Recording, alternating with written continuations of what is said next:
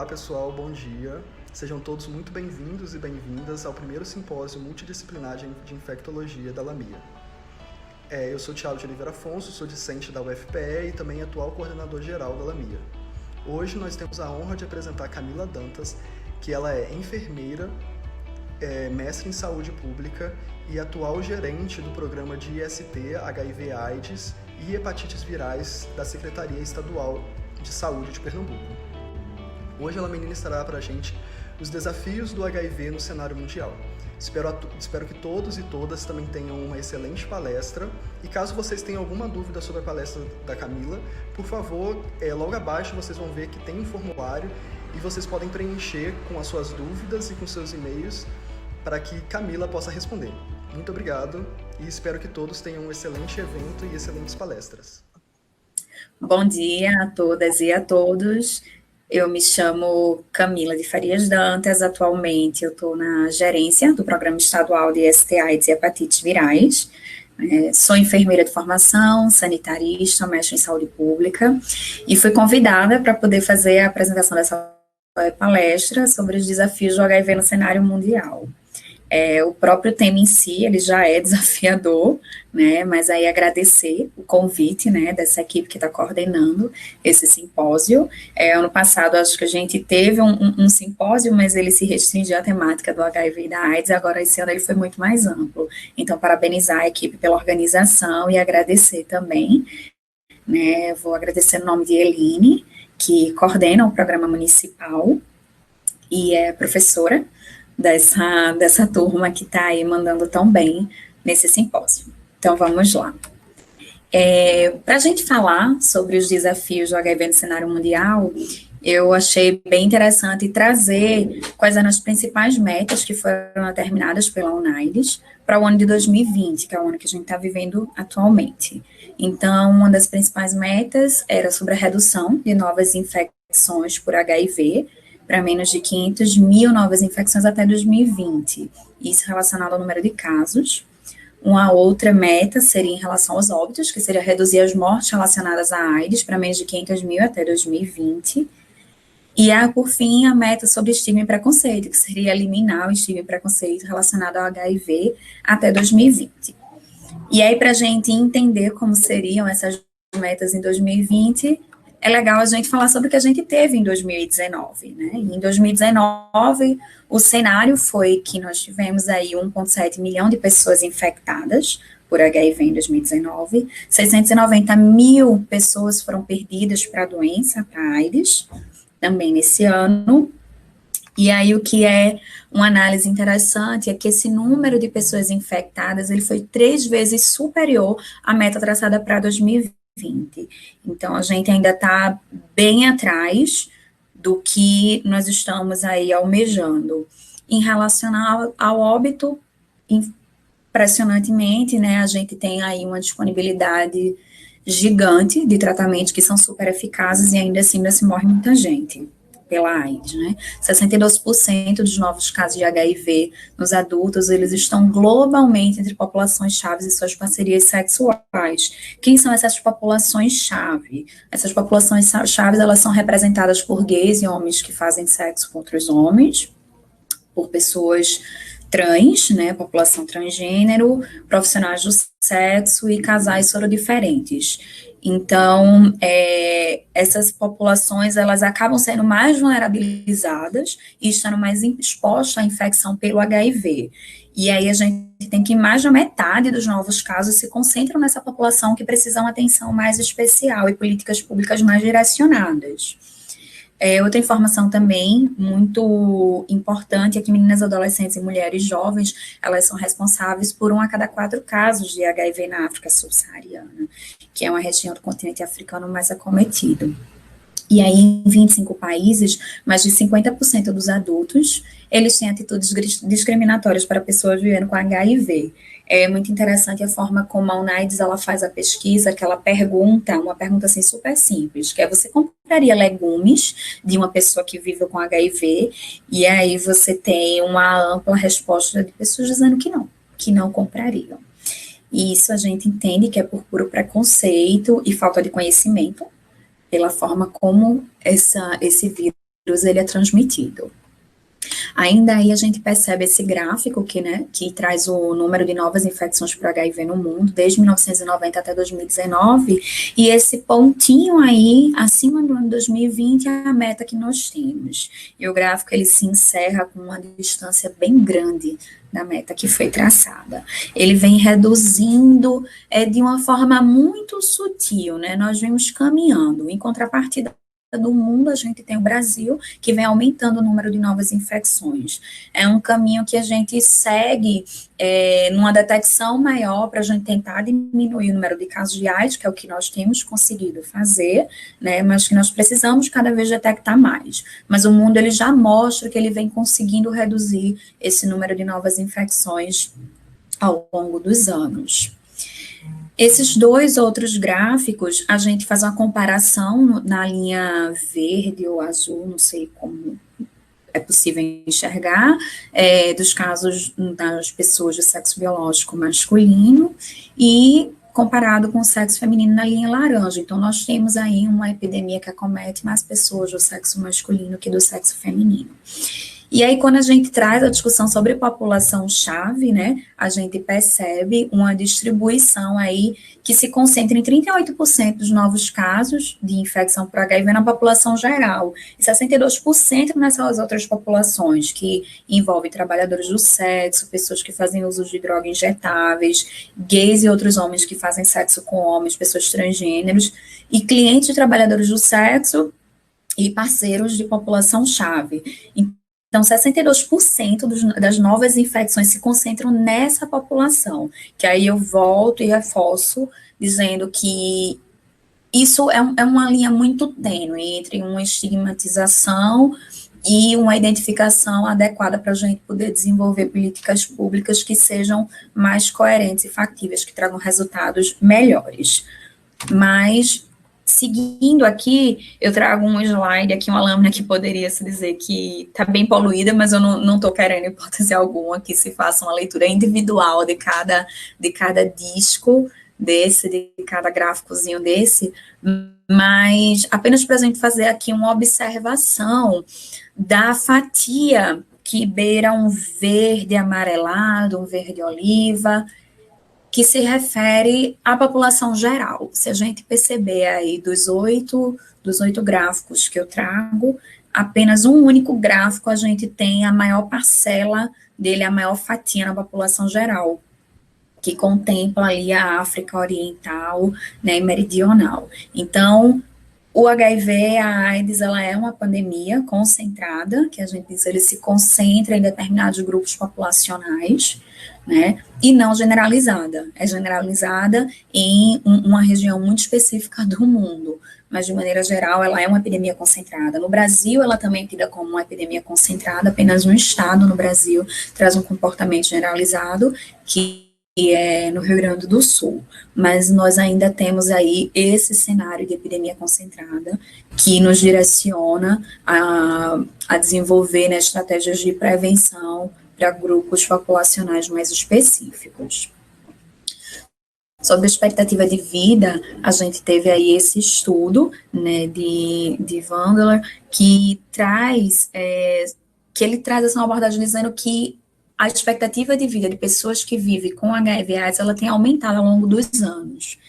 E que o que se observa é que tem determinadas regiões e países que a expectativa de vida ela é menor, é um pouco menor, devido a outros marcadores da sociedade que não se restringem unicamente ao HIV, como uma desigualdade social muito grande, né, ou alguns fatores comportamentais da própria sociedade, ou então para países que têm como é que eu posso dizer, países de primeiro mundo, que também têm comportamentos em relação ao uso de drogas injetáveis, que acaba vulnerabilizando mais as pessoas. Então, uma análise interessante é que nos tempos atuais, né, nos anos mais recentes, você tem aí uma expectativa de vida menor para pessoas que têm outros marcadores que excedem, que vão além do ter ou não, portar ou não, viver ou não com HIV.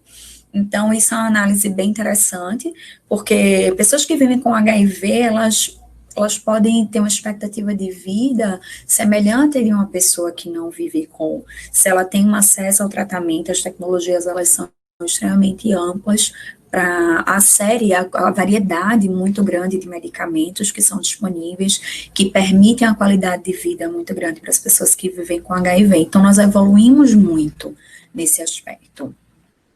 E aí existem várias estratégias hoje para a gente poder, que eu diria que ele contempla a prevenção combinada do HIV. E a prevenção combinada do HIV, ela não se restringe apenas a quem não vive com o HIV. Ela vai além, ela vai também às pessoas que vivem com o HIV, porque precisam prevenir a AIDS. Então, nós temos aí o uso de preservativos externos e internos, que é uma forma de os externos, eles são conhecidos como as camisinhas masculinas, né, e os internos como a camisinha feminina, mas a gente vai sair um pouquinho dessa discussão do masculino e do feminino, respeitando as diversas identidades de gênero, e as formas de uso desses preservativos também, e a gente traz aí esse conceito de externos e internos. A gente também tem a testagem, o aconselhamento para HIV e outras infecções sexualmente transmissíveis, porque o diagnóstico precoce ele também é uma forma de prevenção. Quanto mais precocemente você descobre está infectado, então você pode até mesmo utilizar a testagem como uma estratégia de gerenciamento de risco, né? É uma forma também de a gente vir nesse enfrentamento à epidemia. O uso de antirretrovirais para prevenção, tanto a terapia antirretroviral como prevenção, que é uma prevenção positiva, você usando um antirretroviral, você fazendo uma boa adesão, você consegue manter os níveis da carga viral indetectáveis e, consequentemente, você não transmite, não considerando que você não vai usar o preservativo, até porque o preservativo ele é uma barreira para diversas outras infecções sexualmente transmissíveis, mas no quesito de que você também não vai adoecer, você não vai evoluir, você não precisa morrer por AIDS.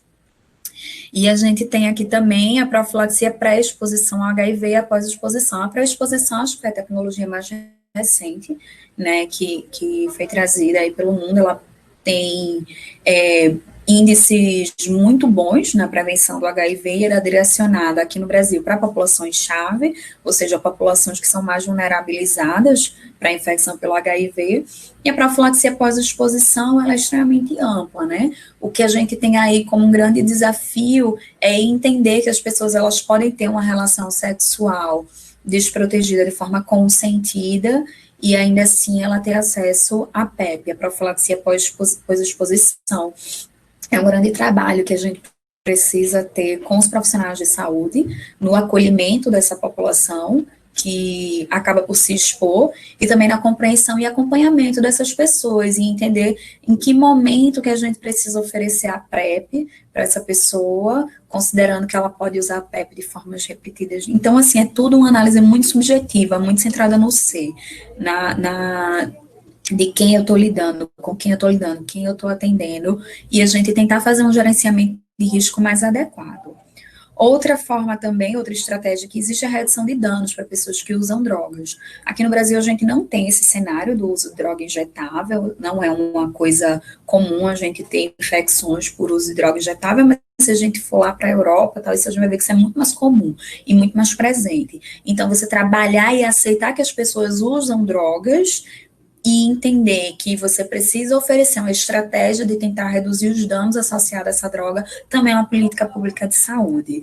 E aqui no Brasil existe uma dificuldade muito grande de aceitar que as pessoas fazem uso de drogas e de que elas precisam se prevenir para outras situações adjacentes a esse uso, né, e a esse comportamento. Então, ainda é um desafio, eu digo que no mundo, por nós termos ainda muitos países que não enxergam a população que usa droga como uma população que precisa de atenção. Ela prefere se colocar numa posição de julgamento e de punição, como se fosse um erro, está errado, e veja a gente acolher as dificuldades e tentar direcionar medidas de prevenção, medidas que possam prevenir e evitar que as pessoas adquiram, já que estamos falando de HIV, adquirir o HIV. E a outra estratégia também é trabalhar na eliminação da transmissão vertical do HIV. que ainda tem sido algo um pouco desafiador, considerando que temos países no mundo, isso inclui o Brasil, que ainda não conseguiu eliminar a transmissão vertical desse HIV. Hoje em dia, pessoas gestantes, elas podem dar à luz, né, a bebês aí extremamente saudáveis em sem infecção, considerando que se todas as medidas preventivas, profiláticas, forem bem utilizadas durante a gestação, no momento de parto, com uma escolha adequada do tipo de parto, você tem aí um risco de 1% na aquisição dessa infecção. Então, a gente se leva muito assim a pensar, né, o que traz e o que faz com que as pessoas ainda transmitam HIV no período gestacional, no pós-parto, durante a amamentação. Então, é um diálogo aí bem delicado, considerando que quando a gente investiga casos, a gente vê que existem muitas mulheres em uso de drogas, em situação de rua, ou até mudar, mulheres não, vou dizer pessoas, né, afinal nós temos aí homens trans que podem estar engravidando. Então, a gente tem aí um cenário de vulnerabilidades, né, uma soma de vulnerabilidades. Aqui é uma representação, né, sobre todas essas estratégias que eu mencionei anteriormente. E aí, quando a gente vem falar, quando eu trago essa discussão, né, sobre como está o HIV, eu acho interessante a gente pegar aí uma pessoa que vive com HIV e como ela viajaria pelo mundo, como ela seria recebida no mundo, nos diversos países do mundo. Nós temos hoje 203 países que recebem de forma completamente livre, acolhem pessoas vivendo com HIV, né?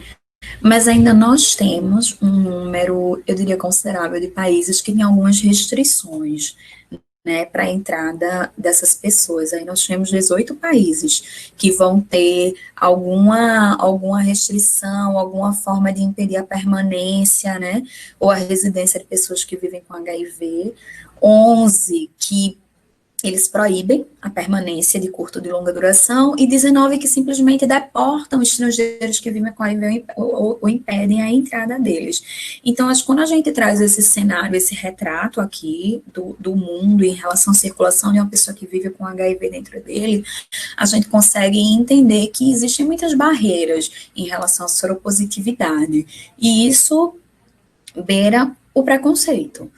Acho que é bem interessante a gente discutir aqui o preconceito. Recentemente, uma parceria da UNAIDS com alguns órgãos da sociedade civil organizada, né, deu fruto aí a esse estudo, que revela como o estigma e a discriminação, eles impactam nas pessoas vivendo com HIV/AIDS aqui no Brasil. E aí eu trago para o Brasil porque a gente tem aí essa representação que é extremamente interessante, né? Foi uma parceria da UNAIDS com a Rede Nacional de Pessoas Vivendo com HIV, com o Movimento de Mulheres Cidadãs Positivas e outros órgãos. Então, assim, é muito forte quando a gente vê que mais da metade das pessoas, elas já sofreram alguma discriminação simplesmente por ter o HIV. Isso é bem delicado, porque ter o HIV, ele é visto de uma forma completamente diferente de ter um câncer ou ter uma diabetes. Os olhares e a forma como você enxerga a pessoa é diferente, né? É muito tenso, assim, quando a gente traz esse recorte, né, dessa fala de uma das pessoas que participou do estudo, que ela diz assim, que aprendi nesses anos de soropositividade a nunca revelar o meu estado de saúde sem ter absoluta confiança na outra pessoa. Isso aí foi escrito por uma das entrevistadas, que é uma mulher cisgênero, indígena, heterossexual, 34 anos. E ela acrescenta que decepções, discriminações, preconceitos e outras formas de machucar psicologicamente, quando contei sem ter essa segurança e confiança, deixaram marcas profundas que nunca cicatrizaram. Então, assim, como o HIV, uma infecção que ela pode estar dentro do campo da doença ou não, né, ela pode marcar tanto uma pessoa. A partir do momento que você diz está infectado por HIV, uma série de julgamentos se volta contra você. Né? A gente tem uma discussão muito grande, a gente vive em um mundo onde a gente tem uma série de preconceitos, né? A gente tem preconceito racial, linguístico, cultural, preconceito de gênero, sexual, religioso e social. E o preconceito sexual, ele é muito gigante, né? As pessoas, elas simplesmente, elas se sentem num poder, né, de julgar o outro pela forma como deseja, pela forma como ama, que isso não cabe simplesmente a ninguém. É algo de si, é algo que gira em torno entre vidas e não necessariamente dentro de uma sociedade. Então, quando a gente traz essa questão do HIV, o principal desafio, ele está em torno do preconceito e do estigma que gira em torno, né? As pessoas, elas têm muita dificuldade de discutir, de falar sobre sexualidade nos grupos, e isso precisa ser naturalizado. O sexo, ele é algo extremamente natural nas nossas vidas, mas a discussão sobre a sexualidade, ela já foge da naturalidade, e isso precisa ser naturalizado. A gente precisa naturalizar cada vez mais a discussão sobre sexualidade, as diversidades, né, sobre as formas de amar. Eu trago aqui esse quadro dos operários, né, que é Tarsila do Amaral, que eu acho que ele mostra bem a diversidade aparente que existe na nossa sociedade. E a gente precisa entender que essa diversidade, ela vai muito mais além, né, da forma física e da cor. Então, imaginem que vivemos em uma sociedade racista, que tem preconceito com gênero, né? A gente tem aí uma sociedade machista, racista, que tem diversos preconceitos sobre orientações sexuais, sobre as identidades de gênero. Simplesmente a gente percebe eu mesmo percebi alguns discursos como se fosse um impedimento sobre a forma como você quer expressar o seu gênero, como você se identifica. Isso é algo que não pode existir, né? Nós vivemos em um mundo diverso. A gente vive, nós temos, inclusive, agora a gente acabou de sair de um processo eleitoral onde a gente via aí municípios completamente divididos nas suas escolhas políticas. Então, a diversidade, ela existe. E a partir do momento em que grupos políticos, eles assumem o poder, a sociedade, ela tem que, de alguma forma, buscar e se sentir representada nesse grupo para que tenha essa conquista para todo mundo. Então, assim, por que não a gente aceitar toda essa diferença, né? E aí eu trago aqui nessa lâmina a prevenção combinada, que é o conceito que nós temos trabalhado atualmente para a forma de prevenção.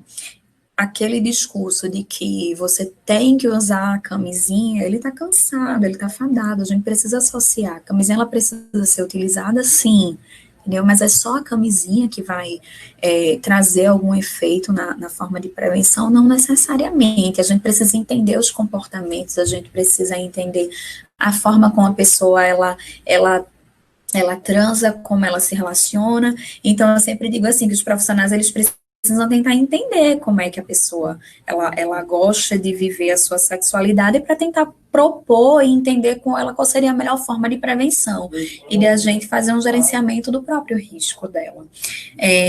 Do lado esquerdo, essa lâmina, eu trago aqui a mandala de prevenção combinada do Ministério da Saúde, que a prevenção combinada, ela faz uma combinação, né, de uma prevenção de eixos comportamentais, estruturais e biomédicos, e ela divide, e aí eu trago a mandala de Pernambuco, que é uma que a gente está tentando aí implantar, por a gente entender que ela é um pouco mais usual, ela pode ser enxergada e utilizada pelo usuário fim, né? Ela não tem não é voltada única e exclusivamente para o profissional de saúde. Então, a partir do momento que todo mundo consegue compreender aí as diversas propostas de prevenção, a gente consegue trabalhar melhor o gerenciamento desse risco.